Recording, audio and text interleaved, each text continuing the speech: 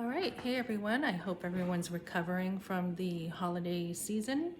I hope you all had a great Christmas. New Year's is right around the corner. So I just want to get ready for New Year's and share something I'm doing.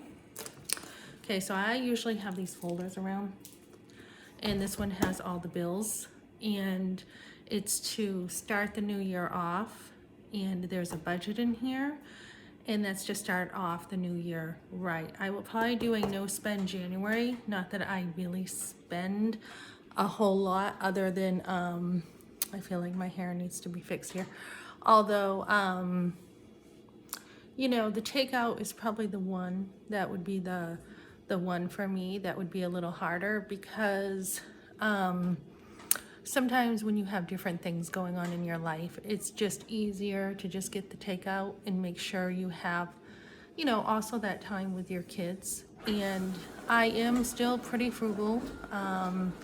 Usually I try to budget that to a point. Also, I like to cook. My kids are good cooks, etc. So with that in mind, I'm probably going to go even cheaper now with that, as my kids are definitely, one of them can pay for his own stuff much more now, and he does.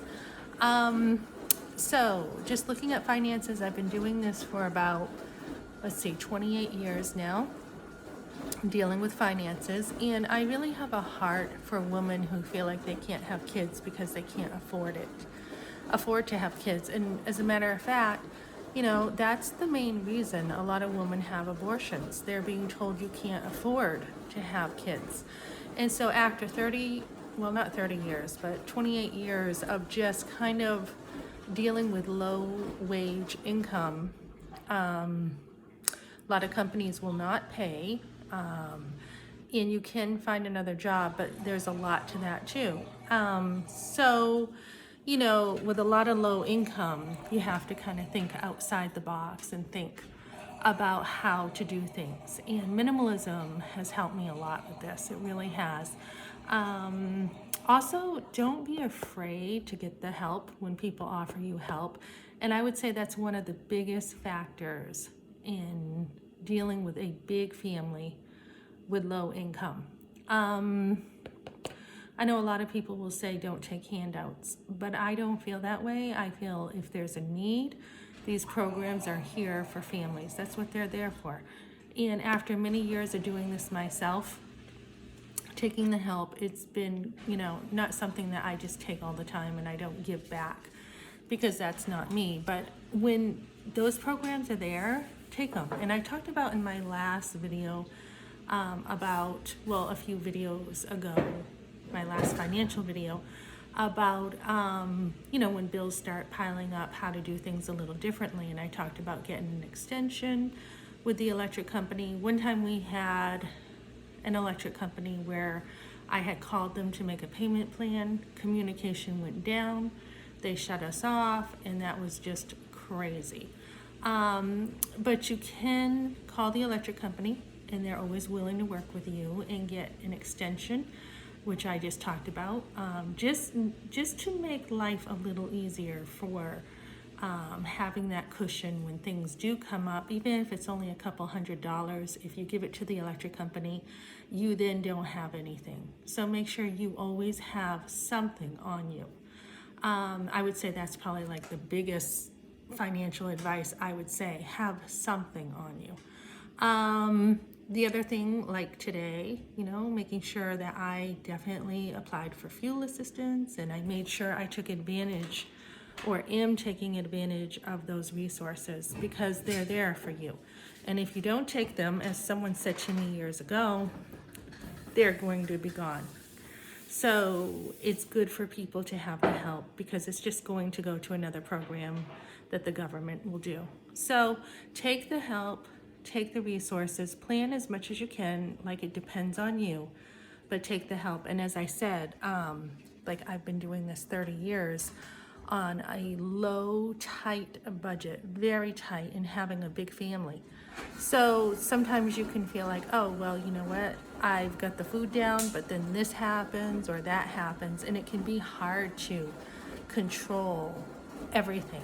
So When you do have extra money too, I would also say reinvest in yourself, reinvest in books, reinvest in classes to help you out so you can understand the language. And there just may be like something someone says that you're like, oh yeah, I didn't think about that. And they can help you with any blind spots you have. We had years ago, fuel assistance weatherize our trailer, and that was a huge help. It really was, because this program was free and they came in, and in an old trailer you're going to have the drafts. It wasn't insulated well, so that's where a lot of money was going. And just something like that, either input, information, or help that people can give you. So like I said, I've been doing this for 28 years, finding different ways to be resourceful. And sometimes that resourcefulness is just in, a tiny way. So you don't have to feel like you have to have an abortion. You don't feel like you cannot afford a family. A lot of people are afraid of that, but make sure you put your priorities in order. Have your family, prioritize your budget with your needs over your wants. And when you get off track, I know for me, a lot of times it's just faith. It's just trusting God to take care of you, or getting more work, or, something. There's always a way. There's a big picture.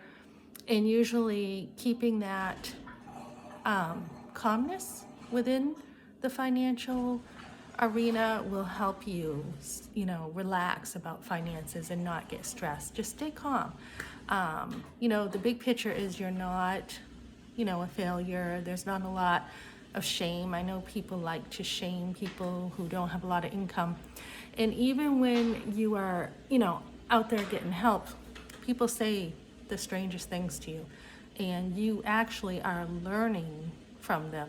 Like I had somebody years ago when I was getting help from a certain program, the way their paperwork worked, they would say, do you work? And the way they would say that is just, do you work, and what's your income? And it was set up a certain way. And I had to stand up for myself and say, yeah, I do work. I work at home. And when I did have people say, well, why don't you get a job? Why don't you do something? Why are you just home? It wasn't sitting around. And that's a big help too, to help your family. It's probably one of the biggest helps is if you can stay home and do the food on the table, the meals, everything that you need, making sure that things are well taken care of, everything's organized, clean. That is the biggest way, I believe, that you can help your husband, because somebody needs to do it, and it's just so helpful. And so later on, when your kids are grown up, if you're working to put away a savings for you and your husband and your family to be better taken care of, I think that is definitely not a black and white area, that it is good for a woman to work in that situation. So there are situations you can work, but don't ever feel bad that you're like staying home with your kids, because you're investing in them. It's the biggest investment you can do to help your family. So that's what I got for today. Leave any comments below, something you want to share. I will comment if you want on your stuff, and hopefully we can learn from each other. Okay, thanks guys.